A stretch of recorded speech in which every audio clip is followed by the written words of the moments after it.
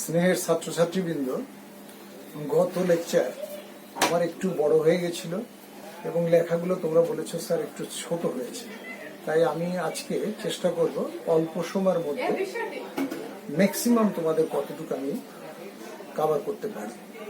তোমাদের নিশ্চয়ই মনে আছে বিক্রিয়ার হার বা গতি নিয়ামকগুলো আমি বলেছিলাম বেশ কয়েকটা। তার মধ্যে ছিল কি, 1 নম্বরে আমি বলেছিলাম তোমাদের রাসায়নিক বিক্রিয়ায় অংশগ্রহণকারী বিকারকের বৈশিষ্ট্য।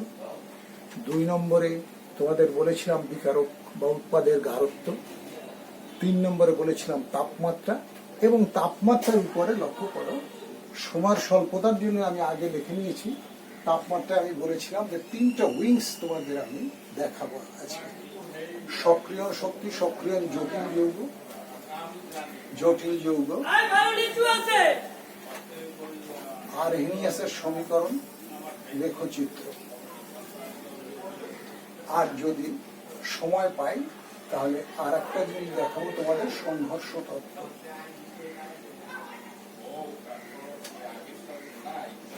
তোমাদের আর জিনিসগুলো নিশ্চয়ই মনে আছে যে বিক্রিয়ার হার বা গতি বাদেও কিসের কিসের উপর নির্ভর করে।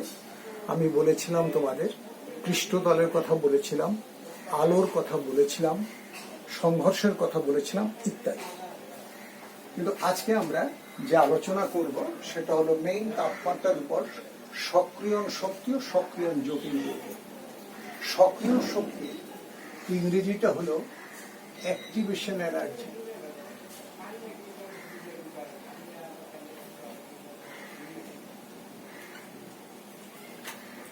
আর এটা হলো অ্যাক্টিভেটেড কমপ্লেক্স।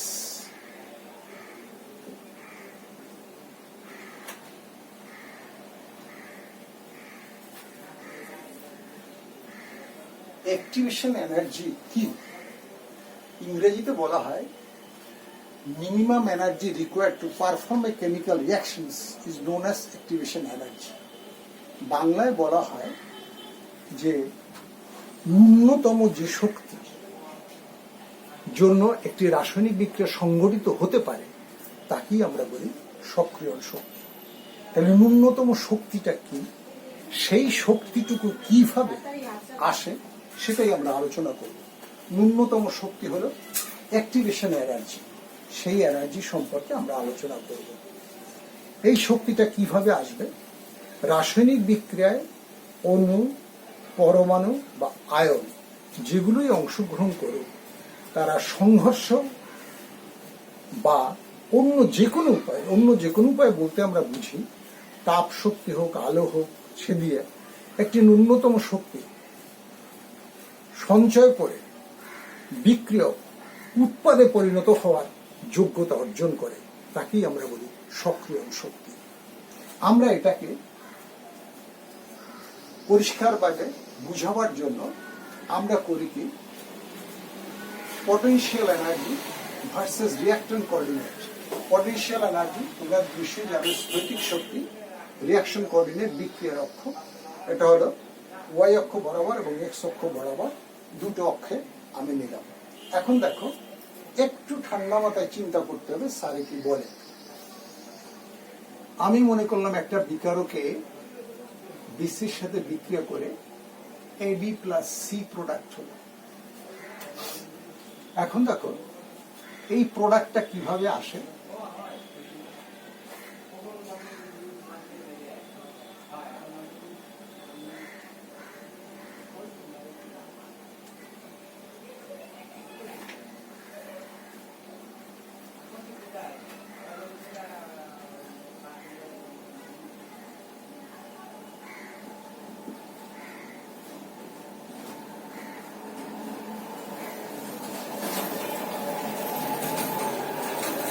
একটা বিক্রিয়া কখন হয় খুব খেয়াল করবে কথাটা, যে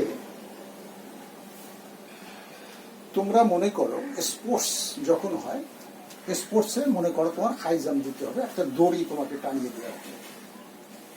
তো হাই জাম্প দিলে তুমি দড়িটার উপর দিয়ে গেলে তুমি কোয়ালিফাইড, কিন্তু দড়িটা যদি টাচ করে যায় তাহলে কি ডিসকোয়ালিফাইড।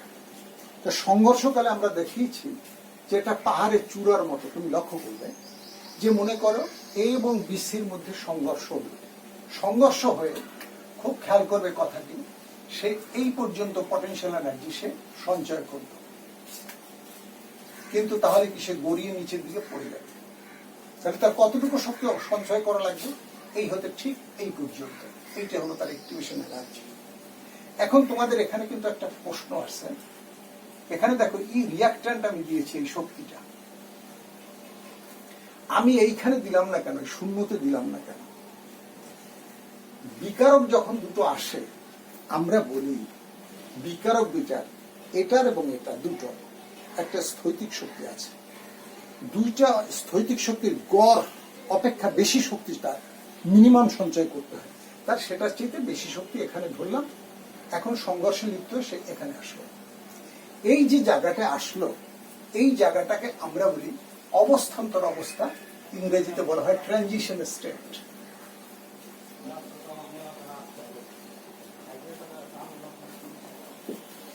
তাহলে অবস্থান্তর অবস্থায়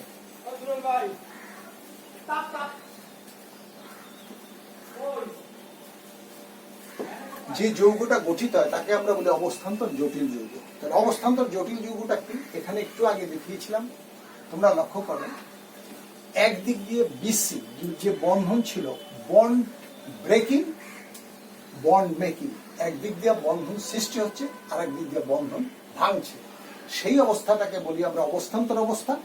তার বন্ধন ভাঙা এবং গড়া যেখানে হয়, যে যৌগটা হয় তাকে আমরা বলি অবস্থান্তর জটিল যৌগ। এখন তুমি লক্ষ্য করো যে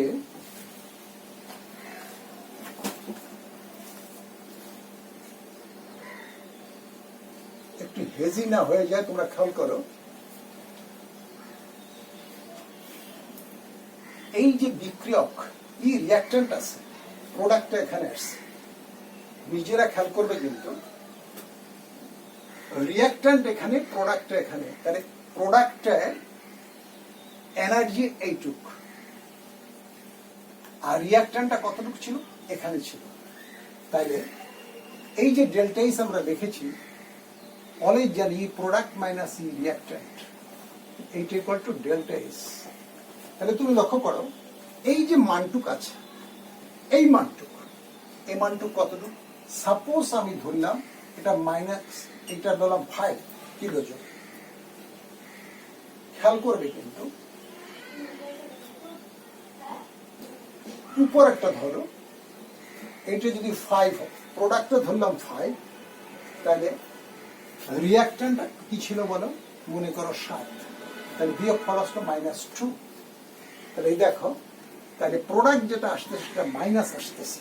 তাহলে আমরা আগে শিখেছিলাম আগের দিন, সেটা হলো কি, যখন কোনো রাসায়নিক বিক্রিয়ায় তাপের উদ্গীরণ ঘটে ফলে এইটুকু লিখবে বিক্রিয়ার জোনের তাপমাত্রা বৃদ্ধি পায়, তাকে আমরা তাপ উৎপাদী বিক্রিয়া বলি। তাহলে এখানে কি হচ্ছে, তাহলে যখন কোনো রাসায়নিক বিক্রিয়ায় অংশগ্রহণকারী বিকারকের গড় শক্তির মান, একটু আগে বলছি আমরা গড় শক্তির মান, উৎপাদকের শক্তির মান, এখানে কি ইপি মানটা কি হচ্ছে বলো, ই আর ইজ লেস দ্যান ইপি হচ্ছে, তখন এটাকে আমরা বলতেছি তাপ উৎপাদী বিক্রিয়া। তাহলে এই মানটা কি হচ্ছে, অলওয়েজ নেগেটিভ হয়ে যাচ্ছে। আবার ঠিক তেমনি ভাবে এখানে যদি আমরা লক্ষ্য করি এই প্রোডাক্টটা এবি প্লাস সি, খেয়াল করবে কিন্তু, তাহলে এইখানে যে প্রোডাক্টটা আসতেছে ডেল্টা এস এর মানটা আসতেছে ই প্রোডাক্ট মাইনাস ই রিয়াক্ট্যান্ট। তাহলে দেখো এখানে প্রোডাক্টের উপরে, রিয়াক্ট্যান্টটা নিচে, তাহলে উপরে যে মানটা, উপরের মানটা বড়, মনে করো 8, নিচের মানটা ছোট, তাহলে এখানে মানটা আসছে পজিটিভ। তাহলে যদি ডেল্টা এস এর মান পজিটিভ আসে তখন সেটা হবে তাপহারী বিক্রিয়া। তাহলে এই লেখ থেকে আমরা কি পেলাম, আমরা দুটো তথ্য আমরা লক্ষ্য করলাম, যখন কোন রিয়াক্ট্যান্ট পটেনশিয়াল এনার্জি যেখানে ছিল, উৎপাদকের পটেনশিয়াল এনার্জিটা যদি তার নিচে হয়, তখন যে বিক্রিয়াটা হবে সেই বিক্রিয়াটা তাপ উৎপাদী বিক্রিয়া হয়ে যাবে। আর যদি দেখা যায় যে সেটার মানটা পটেনশিয়াল এনার্জি এটার যেটা ছিল তার চাইতে সেই মানটা উপরে আছে, তখন সেটা হয়ে যাবে তাপ হারি বিক্রিয়া। এখন লক্ষ্য করো, তাহলে এখান থেকে আমরা কি তথ্য পেতে পারলাম, খুব নিজেরা খেয়াল করবে।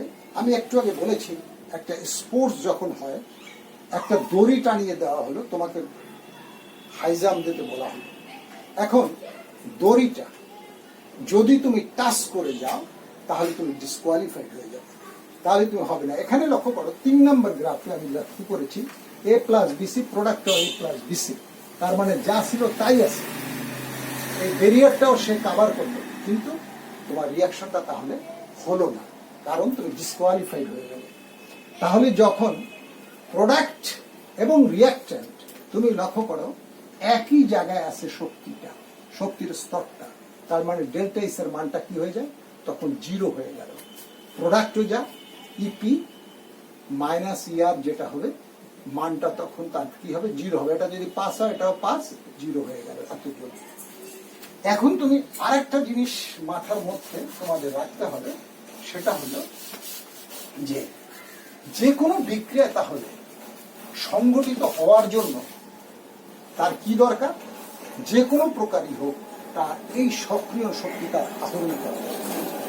এখন তাহলে তুমি লক্ষ্য করো, যদি সক্রিয় শক্তি বেশি অর্থাৎ মানটা যদি আরো উপরে হয়, তাহলে তুমি নিশ্চয়ই বোঝো তখন বিক্রিয়ার গতি ভেলোসিটিটা তখন কম হয়ে যাবে।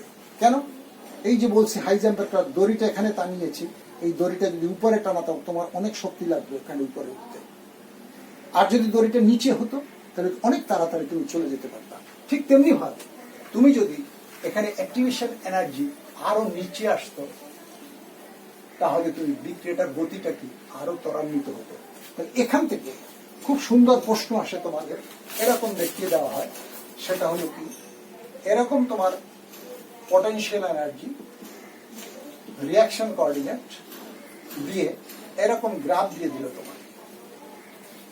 এটা নিশ্চয়ই বুঝছো, বিক্রিয়া হচ্ছে প্রোডাক্টটা, রিয়াক্ট্যান্ট, প্রোডাক্টটা নিচে আসতেছে, তাহলে এটা তাপ উৎপাদী বিক্রিয়া। এখন তোমাকে ডট ডট দিয়ে উপরে দিয়ে দেবে, তার গতিটাকে স্লথ হয়ে যাবে। আর যদি নিচ দিয়ে দিত, এরকম ডট ডটটা তোমাকে দিয়ে দিত, তাহলে তোমাকে বলতো যে আলোচনা করো। তার মানে এখান থেকে তোমার পরীক্ষা এরকম প্রশ্ন থাকবে যে যদি একটা বিকারকের উপর বিক্রিয়া যখন সংঘটিত হবে, প্রভাবকের প্রভাব কি, তাহলে তুমি লক্ষ্য করো যদি পজিটিভ প্রভাবক হয়, ধনাত্মক প্রভাব করে কি, বিক্রিয়ার গতিটাকে ত্বরান্বিত করে দেয়। তাহলে ত্বরান্বিত করার অর্থ কি, তোমার যে সক্রিয় শক্তি যেটা ছিল সেই সক্রিয় শক্তির মানটাকে সে কমিয়ে দেবে। আর যদি তোমার ঋণাত্মক প্রভাবক দিয়ে দেয়, ঋণাত্মক প্রভাবকে কি হবে বলো, তাহলে সক্রিয় শক্তির মানটা বেড়ে যাবে। আর ধনাত্মকের ক্ষেত্রে কি হবে, সক্রিয় শক্তির মানটা কমে যাবে। তাহলে এখান থেকে যে প্রশ্ন আসবে, সিম্পল তোমাদের প্রশ্ন, যে তাপ উৎপাদী এবং তাপহারী বিক্রিয়ার জন্য যে ইলেকট্রিক হিটার সেটা আসতে পারে, আর তোমার আসতে পারে যে এটার উপর প্রভাবকের প্রভাব কি। এরপর সামান্য আমি বলেছি যে তোমাদের সংঘর্ষ তত্ত্ব, আরহেনিয়াস সমীকরণ থেকে এটা আসছে। আমি আরহেনিয়াস সমীকরণে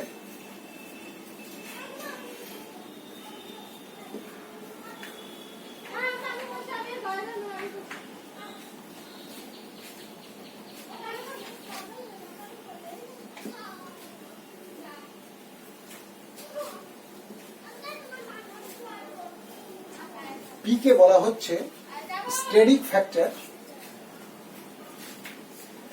আর জেড কে বলা হচ্ছে সংঘর্ষ হার।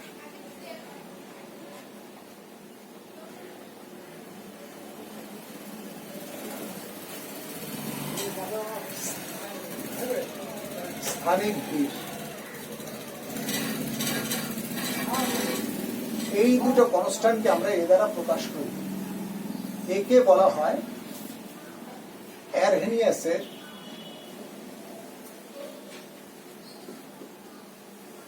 ফ্রিকোয়েন্সি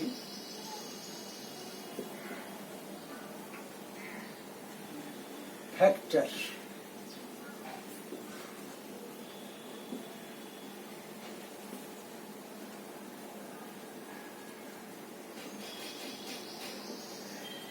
এইটা নেক্সটের দিন আমি তোমাদের দেখাবো, কিন্তু আজকে আরেকটু সামান্য জিনিস লক্ষ্য করবে যে সংঘর্ষ তত্ত্বটা। তাহলে সংঘর্ষ তত্ত্বটা কি, এটা দিয়ে আমরা এক্সপ্লেইন করব। তাহলে রাসায়নিক বিক্রিয়ায় 1 নম্বর সংঘর্ষ তত্ত্বতে বলতেছে রাসায়নিক বিক্রিয়ায় অংশগ্রহণকারী বিকারক সমূহ অবশ্যই সংঘর্ষে লিপ্ত হতে হবে। 2 নাম্বার, সেই সংঘর্ষটা এমন হতে হবে যাতে সে তার কাঙ্ক্ষিত শক্তি অর্জন করতে পারে। তাই সেই শক্তিটুকু কি শক্তি? Activation energy. যদি না অর্জন করতে পারে তাহলে রাসায়নিক বিক্রিয়া সংগঠিত করতে পারবে না। 3 নাম্বার, যে সংঘর্ষের ফলে একটা নির্দিষ্ট দিক বিন্যাস থাকতে হবে। দিক কি? মনে করো এইটা সংঘর্ষ হলো এটার সাথে, এটা কোন অক্ষ বরাবর হচ্ছে, এটা হচ্ছে কি ওয়াই অক্ষ বরাবর, এবং দিক বিন্যাসটা হয়ে যাচ্ছে এক্স অক্ষ বরাবর। তাহলে সংঘর্ষ তত্ত্বের মধ্যে সবসময় মনে রাখবে, যেমন একটু আগে আমি দেখিয়েছি এর সাথে বিসি, আমরা দেখিয়েছি এ বি প্লাস সি। তাহলে এখানে সংঘর্ষ তত্ত্ব অ্যাপ্লিকেবল হলো। যদি আমি লক্ষ্য করি এ BC, A B R C হয়ে গেল, এ বিসি না হয়ে আগের জায়গায় থেকে গেল এ আর বিসি, তাহলে কি হলো? এই বিক্রিয়াটা হলো না। তাহলে খুব সিম্পল উত্তর করবে। নাও আমরা এরপরে চলে আসবো আরহেনিয়াসের সমীকরণে।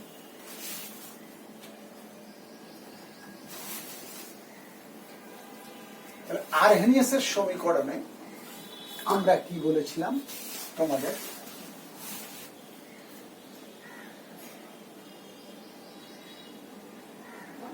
তাহলে বেগ ধ্রুবক A E to the power minus E A by R টি।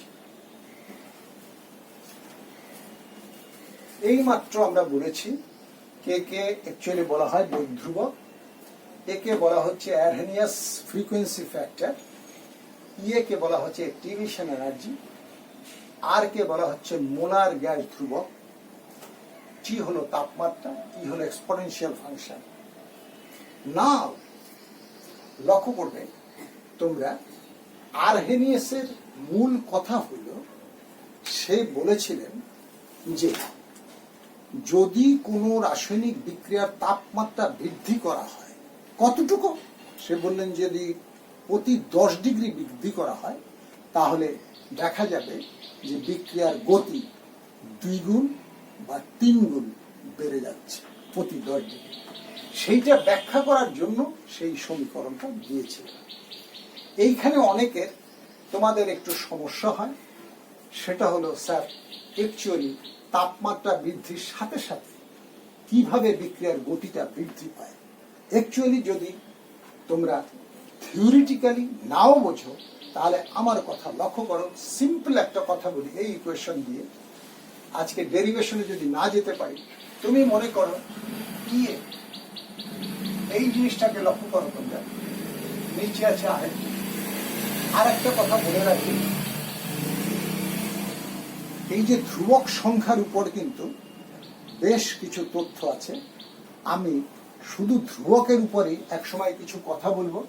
তোমরা যেমন সমানুপাতিক ধ্রুবক কে লেখো, বোল্টজম্যান ধ্রুবক ছোট হাতের কে লেখো, মোলার গ্যাস ধ্রুবক আর লেখো ইত্যাদি বেশ কিছু ধ্রুবক। তারপর শেষে তোমরা কেসি লেখো, সাম্যাঙ্গ ধ্রুবক কেপি লেখো, কে লেখো। তারপর শেষে আমরা আগে কেআইপি কেএসপি দেখে এসছি। এর প্রত্যেকটা কিন্তু আলাদা আলাদা ভাবে বৈশিষ্ট্য রয়েছে, ডেফিনেশন রয়েছে। আমি এটা পুরোপুরি করতে পারি কিনা আজকে দেখো তোমরা। আরহেনিয়াসের যে সমীকরণটা আমরা যদি উভয় পক্ষে লগ নেই,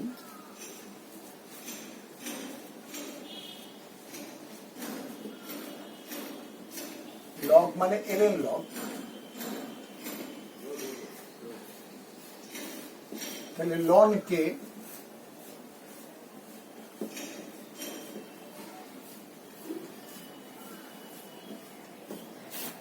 সবসময় খেয়াল করবে log a into log b, log a plus log b।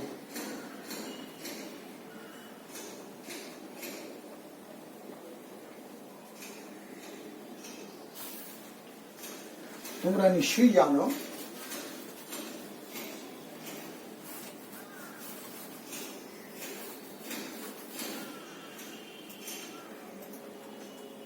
ln of x to the power y equal to y ln of x।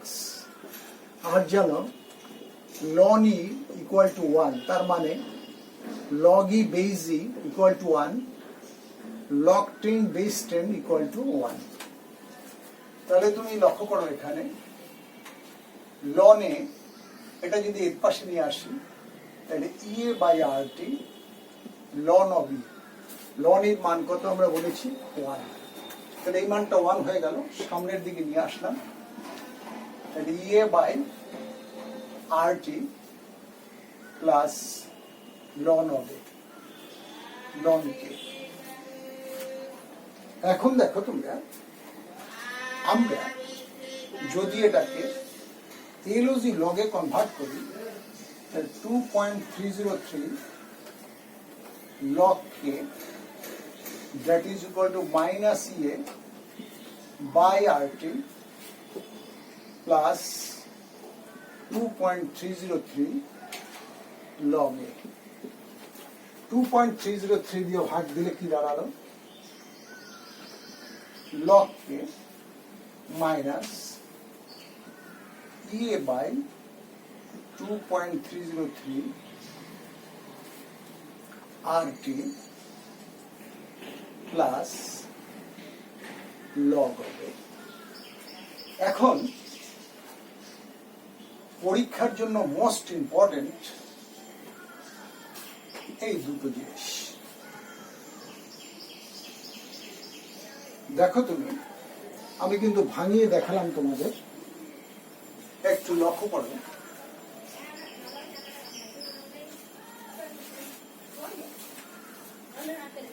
ln k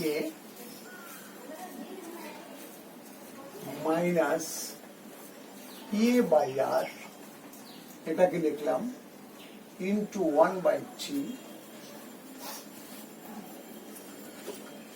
plus ln A। আর একটা এটাকে লিখলাম LOG log। LOG log লেখার অর্থ হলো এখানে base 10, নিশ্চয়ই তোমরা বুঝো, is equal to minus EA by 2.303 R 1/। এখন তোমার এই দুটো দিয়ে সুন্দর প্রশ্ন আসে পরীক্ষা হবে। তোমরা নিশ্চয়ই জানো জ্যামিতিতে পড়ে এসছো স্ট্রেট লাইন সমীকরণ, স্ট্রেট লাইনের y equal to mx plus c পড়ে আসছো, x by a plus y by b equal to 1 পড়ে আসছো, x minus x1 by y minus y1 equal to x1 minus x2 y1 minus y2। এরকম সরলরেখার সমীকরণ তোমরা পড়ে আসছো। তাহলে আমরা এটার সাথে এটা কম্পেয়ার করব। যদি কম্পেয়ার করি, এটা নিশ্চয়ই তোমরা জানো, এই সমীকরণটা লেখচিত্র অঙ্কন করলে কি দাঁড়ালো,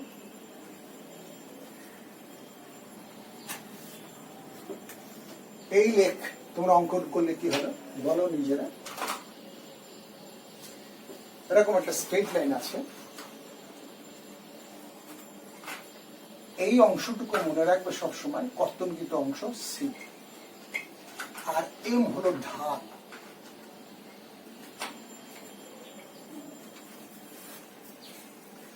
ঢাল, ঢালটা কি তোমরা জানো, ওটা যদি ট্যান থিটা মনে করো, ওটা এ বি সি, লম্ব বাই ভূমি A B by B C.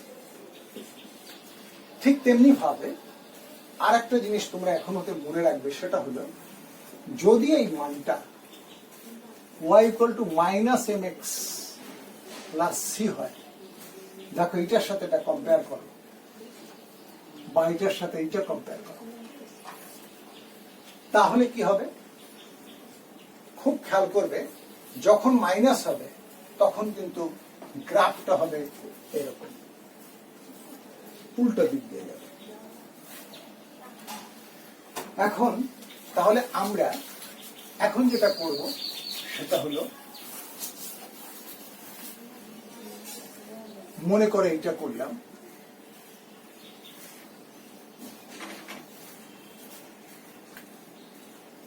একটু আগে আমরা দেখালাম, তাহলে ওয়াইট এখানে কি আসবে? লন কে। এক্স কি আসবে? 1/t। যদি লিখতে অসুবিধা হয় তাহলে টি ইনভার্স লিখবে। তাহলে তুমি যদি এই গ্রাফটা আঁকো তাহলে কি দাঁড়াবে বলেন? ঠিক একটু আগে আমরা দেখিয়েছি y = -mx + c, তাহলে গ্রাফটা আসবে এভাবে আসবে। তাহলে এই গ্রাফটাকে যদি এই পর্যন্ত টেনে দিতাম তাহলে তোমার এই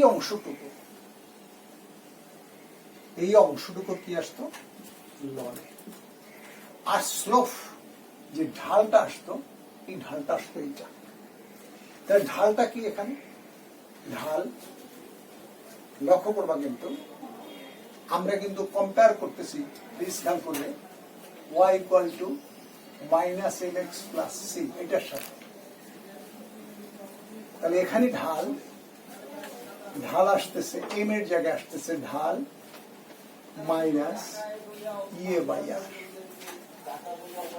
এখন তুমি লক্ষ্য করবে পরীক্ষার হলে করে কি এগুলো, খুব খেয়াল করবে, লন কে ভার্সাস 1/t।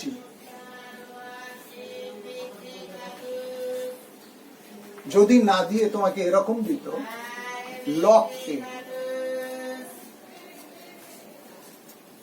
টি ইনভার্স, তাহলে লেখটা কি আসতো বলে?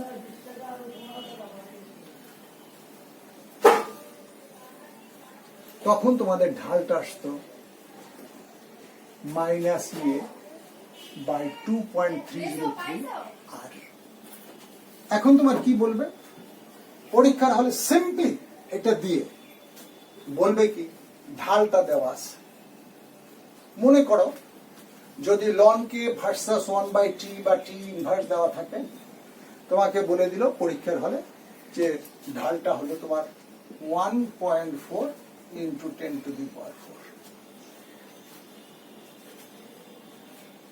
তোমার এইটা দেওয়া থাকলো, তোমার মাইনাস এটা দেওয়া থাকলো, আর এই অ্যাক্টিভেশন এনার্জির মান তোমার বার করতে দিল। আর এর মানটা তোমরা জানো 8.314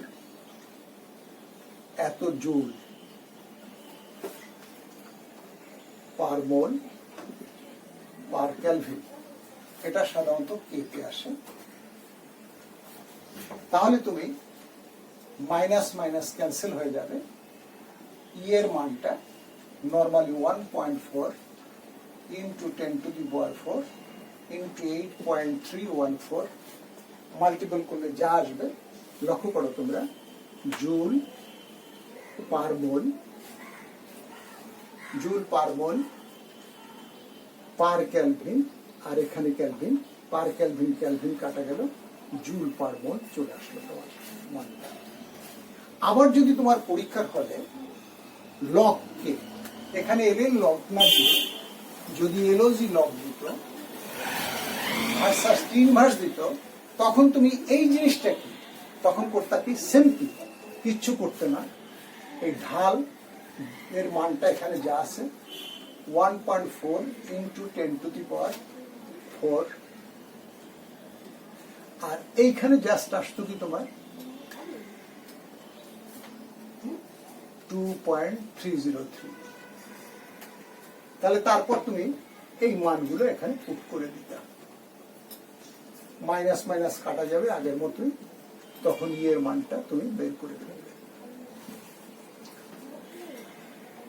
1.4 মাইনাস মাইনাস চলে গেল, 10⁴ 8.314 আগের মতো এককগুলো দিয়ে বার করে ফেলবে।